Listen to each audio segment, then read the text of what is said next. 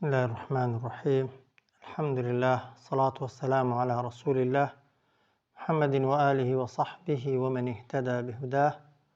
اللهم أرنا الحق حقا وارزقنا اتباعه وأرنا الباطل باطلا وارزقنا اجتنابه.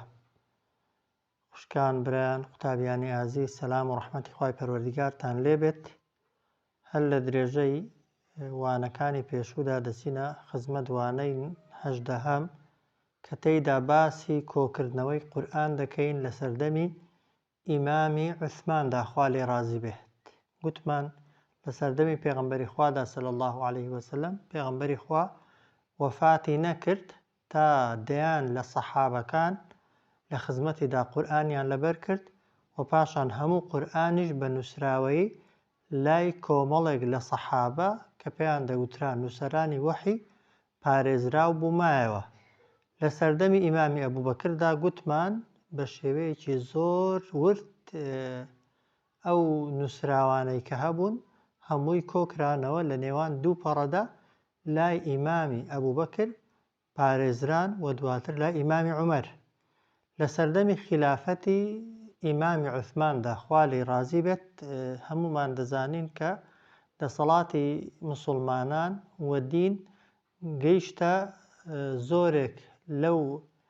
وڵات و شوێنانەی کە پێشتر ئیسلامی پێنەگەیشتە بوو و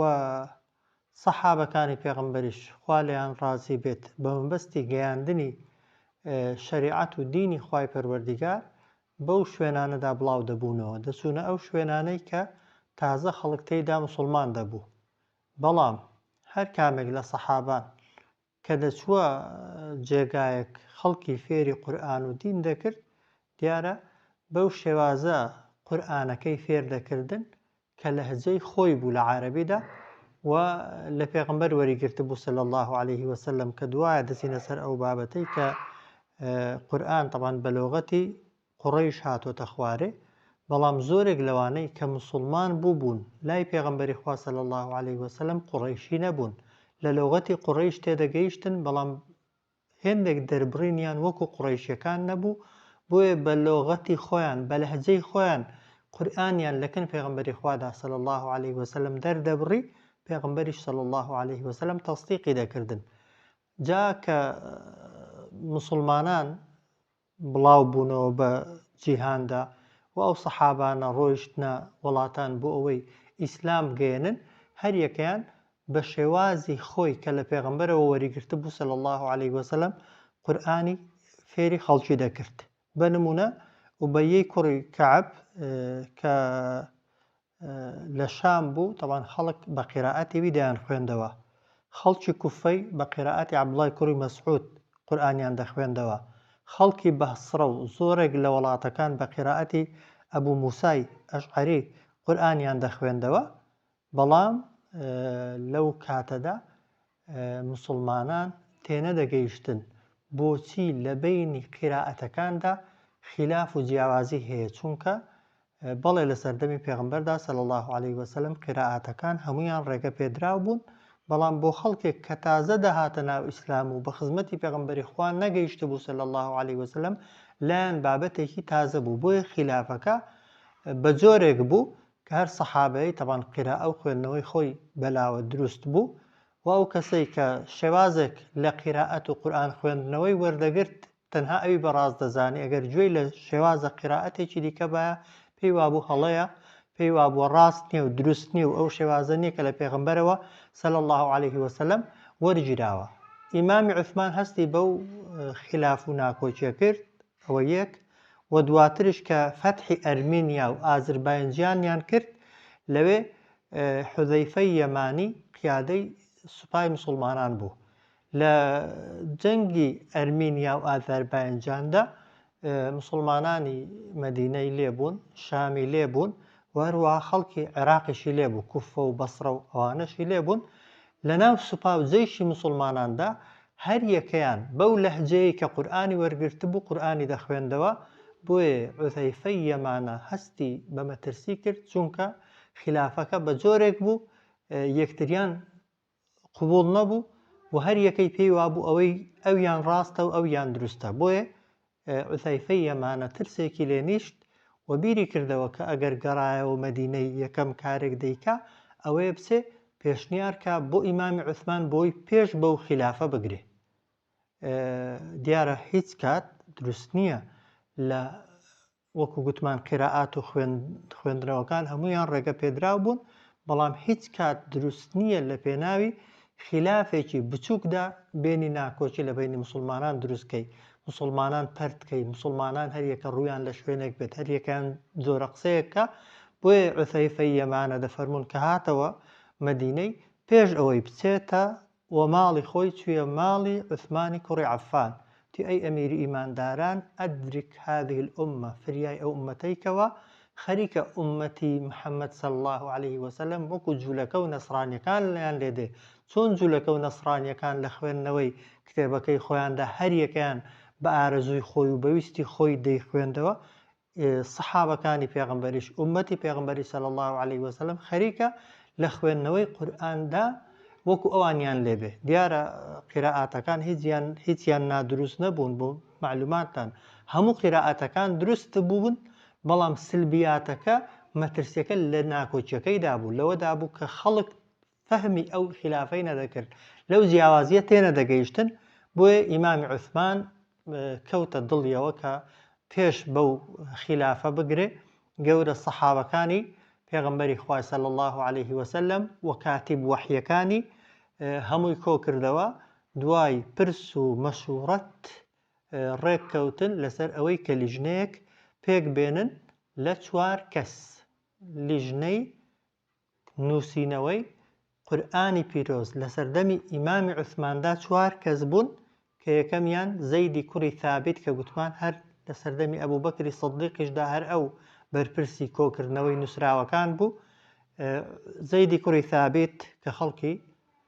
مەدینەی بوو، عەبدوڵڵای کوڕی زوبەیر، سعدی کوڕی بنی عاص، عەبدوڕەحمانی کوڕی عەوف، عەبدوڕەحمانی کوڕی حارثەی کوڕی هیشام. ئەو ناوانە دەوێن زەیدی کوڕی ثابت، عەبدوڵڵای کوڕی زوبەیر،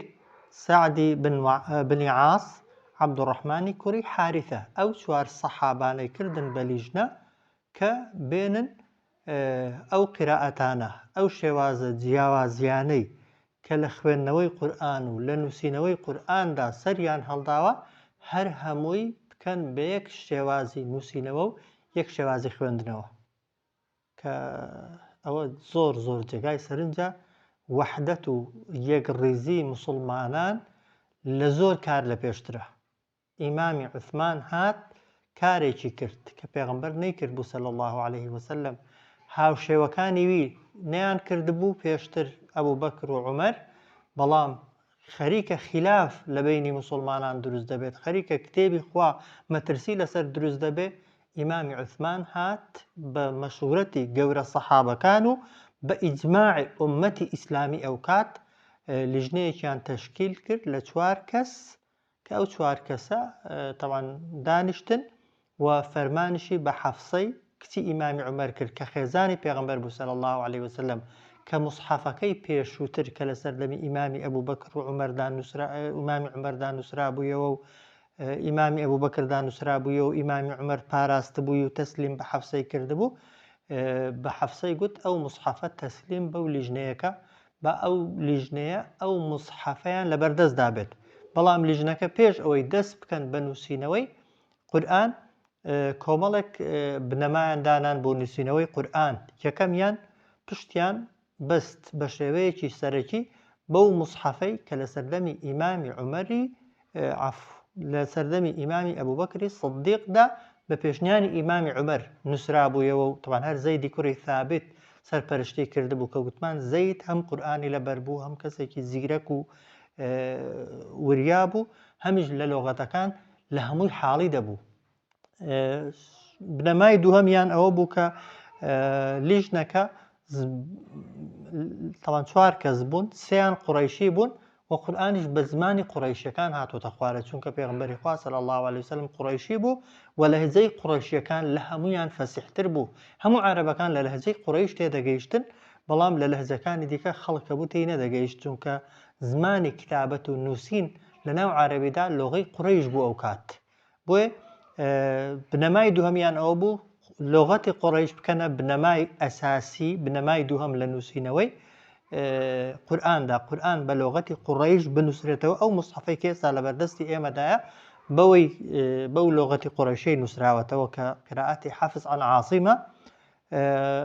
بنەمای سێهەمیان ئەوە بوو کە تەنها ئەو قراءەتە زۆر بڵاوە و متەواتیرانە قبولکەن کە بە شێوەیەکی دڵنیایی و یەقینی لە پێغەمبەرەوە صلی الله عليه وسلم بەجێماون هەم بنووسین هەم بە لەبەرکردن. خاڵی سێهەم لیژنەکە بڕیاریاندا پابند بن بە خوێندنەوەی ئەو قورئانەی کە پێغەمبەری خوا صلی الله عليه وسلم لە کۆتا ساڵی تەمەنیدا خوێندوویەتیەوە لە ڕیزبەندی سوورەتەکان لە ڕیزبەندی ئاەتەکان کە پێشتر باسی ئەو مەوزوعەمان کردووە قەراریاندا کە ئەو ڕیزبەندیەی کە پێغەمبەری خوا صلی الله عليه وسلم لە خوێندنەوەدا پەیڕەوی دەکرد بۆ خوێندنەوەی سوورەتەکان و بۆ ڕیزبەندی لە بینی ئاەتەکاندا ئەو ڕیزبەندیە لە نووسینەوەی قورئاندا پەیڕەوکەن کە ئەو خاڵەشیان خاڵی چوارەمیان قەراریاندا بڕیاریاندا کە دوای نووسینەوەی طبعاً مصحفەکە مصحفێکی تازە نووسینەوەیەکی تازە زەیدی کوڕی ثابت کە وتم وەکو باسمان کرد هەموو قورئانی لەبەر بوو کۆتا جار طبعاً هەتا پێغەمبەر وەفاتی کرد صلی الله عليه وسلم لای پێغەمبەر کاتیبی وحی بوو و هەموو ئەوەی پێغەمبەر صلی الله عليه وسلم دەیگوت چەندان جار گوێی لێبوو بوو بۆیە هیچ کەس گومانی لە خوێندنەوەکەی زەیدی کوڕی ثابت نەبوو بوو سێ جار بۆ خۆی مراجعەی هەموو ئەو مصحفەی کردەوە کە لیژنەکە نووسی بوویان دواتر بۆ زیاتر دڵنیایی ئیمامی عوثمان بۆ خۆی هەر هەموو قورئانەکەی دووبارە کردەوە و خوێندیەوە و تەماشای کرد کە پیاوێک بوو هەم حافیظی قورئان بوو هەمیش خوێندەوار بوو و قوڕەیشی بوو و لە لغەتی قوڕەیش و ڕێزمان و نووسینیشی دەزانی. دوای ئەوەی کە قورئانەکە مصحفەکە تەواو لێی دڵنیا بوون گەیشتنە یەقین و هیچ سەحابەیەک گلەیی و ڕەخنەی لەسەری نەبوو بڵێ ئەو ئاەتە پێغەمبەر نەیگوتووە صلی الله عليه وسلم یا فڵان ئاەتە لە حکم فڵانە کەسێ هەیە و پێغەمبەر گوتووەتی بۆ نەتان خستۆتە ناو قورئانەکە. دوای ئەوەی کە هیچ کەس گلەی لە مصحفەکە نەما کە وتمان تقریبا هەمان ئەو مصحفە بوو کە لە سەردەمی ئیمامی ئەبوو بەکردا کۆکرا بوویەوە بەڵام لە سەردەمی ئیمامی ئەبوو بەکردا وەکو باسمان کرد نووسراوەکان پەڕپەڕ بوون تەنها خرابوونە پاڵیەک بەڵام لە سەردەمی ئیمامی عوثماندا هەر هەموو پەڕەکان بەلاندران جارێکی دیکە لەسەر پەڕە و نووسرا یعنی وەسائلێکی دیکە و کاتی بەکاریان دێنان قورئانەکەیان نووسیەوە. ئەو جار کە لێی دڵنیا بوون ئیمامی عوثمان دووشتی سەرەکی کرد. یەکەمیان فەرمانی کرد بە سووتاندن و لە ناوبردنی هەرچی نووسراو هەیە ئەوەی قورئانی لەسەر نووسراوەتەوە پێی دەوترێ ئاەت و ئەوە بۆ ئەوەی جارێکی دێک کە خلاف و ناکۆچی لە بینی سەحابەدا دروست نەبێتەوە فەرمانی کرد چێ نووسراوێکی لەکنە ئەوەی لەکن لیژنەکەی بوو ئەوەی کە ئیمامی ئەبوو بەکر جەمعی کرد بوو ینی بەش بوو بەڵام بەیەکەوە کۆیان کرد بوویەوە هەرچی هەبوو بە نووسراوی هەر هەمووی لە ناو برد. ئەوە یەک لە خاڵەکان کە زەمانەتی نەهێشتنی خلافی کرد. خاڵی دووهەم هات فەرمانی کرد کە فەرمووی چوار هێندێک دەفەرمون چوار هێندێک دەفەرمون پێنج شەش حەوت مصحفیشی لەبەر گرتەوە حەوت نوسخەی لەبەر گرتەوە کە ئەو مصحفانەی هەر یەکەیان نارد بۆ شوێنێک بۆ وڵاتێک بەڵام بە تەنها بە ناردنی مصحفەکە ئیکتیفای نەکرد لەگەڵ هەر مصحفێکیشدا قاریئێکی نارد قورئان خوێنێکی نارد کە هەموو کەس لەو شوێنە قورئان دەبووە تەنها لە دەمی ئەو کەسەوە بگرێت لە دەمی ئەو کەسەوە وەربگرێت کە مصحفەکەی دەبرد لەسەر مصحفەکە بە لەحنی خۆی قورئانی بۆ دەخوێندنەوە کە وەکو باسی دەکەن دەفەرمون عەبدوڵای کوڕی سائیبی نارد بۆ ئەوەی مصحفی مەککەی بخوێنێتەوە زەیدی کوڕی ثابتی دانا کە لە مەدینەی مصحف بخوێنێتەوە مغيرەی کوڕی شیهابی دانا کە مصحفی شام بخوێنێتەوە، عەبدوڕەحمانی سەلەمی دانا کە مصحفی کوفەی بخوێنێتەوە، عامیری کوڕی قەیسی دانا کە مصحفی بەسرە بخوێندرێتەوە کە ئەوانەشم دەون. زەیدی کوڕی ثابت مصحفی مەدینەی دەخوێندەوە، مصحفی مەدینە. عەبدوڵای کوڕی سائب مصحفی مەکەی دەخوێندەوە، ینی خەڵک تەنها لەو سەردەمەدا قورئانی وەردەگرت و ئەو قیرائەت و قورئان دەم بەدەمیەی ئێستاش ئێمە پەیڕەوی دەکەین لەوەیەوە هاتووە. مغەیرەی کوڕی شیهاب مصحفی ینی هەر یەک مصحف بوو، بەڵام بۆ خەڵکی شامی دەخوێندەوە. ئەبوو عەبدوڕەحمانی سەلەمی بۆ خەڵکی کوفەی مصحفەکەی دەخوێندەوە. عامیری کوڕی قەیس بۆ خەڵکی بەسرە دەیخوێندەوە. وەکو باسم کرد ئەوە مصحف حەوت نوسخەی لەبەر گرتەوە، بەڵام هەر حەوت نوسخەکە هەرچی حرف و کەلیمە و نووسینی هەیە هەر هەمووی وەکو یەک بوو و هەموو ئەو سەحابانەش کە مصحفەکانیان دەخوێندەوە بەیەک شێواز دەیان خوێندەوە و هەر کامێک لەو سەحابانە لەگەڵ مصحفەکە کە دەچوو خەڵکی دەهاتن لە خزمەتی ئەودا قورئانەکەیان، چونکە دوایە باسی ئەوەی دەکەین کە خوێندنەوەی ئاسان نەبوو ڕاستی، چونکە ئەو کاتی قورئان تەنها ڕەسم بوو، تەنها شکل بوو، فەتحە و کەسرە و نوقتە و هیچ کامێک لەوانەی نەبوو، بۆیە قورئانەکەیان لەبەردەستدا بوو. زائیدەن سەحابەکەشی لێبوو کە لە مەدینەوە هاتبوو و لیژنەکە لەسەر خوێندنەوەکەی ڕێککەوت بوون. بەوە ئیمامی عوسمان خوا لێی ڕازی بێ، ڕەحمەتی خوای لێبێ، گەورەترین خزمەتی کرد بە ئومەتی ئیسلامی. ئومەتی ئیسلامی لە خیلاف، لە ناکۆکی، لە پەرتەوازایی ڕزگار کرد. ئەوە خاڵێکی جەوهەری و گەورە بوو. و هەروەها ئیمامی عەلی خوا لێی ڕازی بێت مەدحی ئیمامی عوسمان دەکات، دەفەرمێت دوای وەفاتیشی دەفەرمێ ئاگاتان لێی بێ هیچ کەسێکتان لە بەرامبەر عوسماندا قسە نەکات تەنها بەخێر نەبێ، چونکە کارێکی کرد وەک دەڵێ لە جیاتی هەمومان. پاشان دەفەرمێت ئەگەر ئەمنیش لە جێی ئیمامی عوسمان بامە، ئەوەی ئیمامی عوسمان کردی لە ناوبردنی مصحفە زیادەکان بۆی خلاف نەمێنێ و لەوە کە مصحفەکانی نووسراوەکانی هەموو کردن بەیەک، منیش هەمان کارم دەکرد. بۆیە ئیمامی عوسمان خوا لێی ڕازی بێت کارێکی کرد، خزمەتێکی کرد کە بە کەس نەکراوە. جا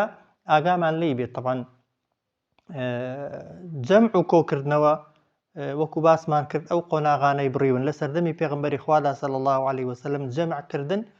کۆکردنەوەی قورئان لە سینەدا بوو و بە نووسینیش هەبوو. لە سەردەمی ئیمامی ئەبوو بەکردا جەمعکردن تەنها بریتی بوو لە خڕکردنەوە و کۆکردنەوەی ئەو نووسراوانەی کە هەبوون لەکن سەحابەکان هەمویان هێندرانە لای یەک کەس و ناو دووپەڕە. لە سەردەمی ئیمامی عوسماندا کە دیارە لە سەردەمی ئیمامی ئەبوو بەکردا بۆ ئەوەی نەفەوتێن، ئیمامی ئەبوو بەکر ئەوەی کرد چونکە گوتمان قورئان لەبەرەکان زۆریان شەهید بوون، بەڵام لە سەردەمی ئیمامی عوسماندا ئیمامی عوسمان هات تەنها نوسخەی لەبەر ئەو نووسراوە گرتەوە، لەبەر ئەو نووسراوانە گرتەوە کە لە سەردەمی ئیمامی ئەبوو بەکردا کرابوو، بەڵام نوسخەکانی کردن بە یەک نوسخە و قاریئەکانیشی لەسەر دیاریکردن بۆی خەڵک لە خوێندنەوەی قورئاندا خلاف و ناکۆچی و پەرتەوازایی نەبێت. پشتیوان بە خوای پەروەردیگار لە دەرسەکانی داهاتوودا هەنگاوەکانی گۆڕانکاری دروستکردن لە بینی قورئاندا باسی لێوە دەکەین. وصلی الله علی سیدنا محمد وعلى آله وصحبه أجمعين.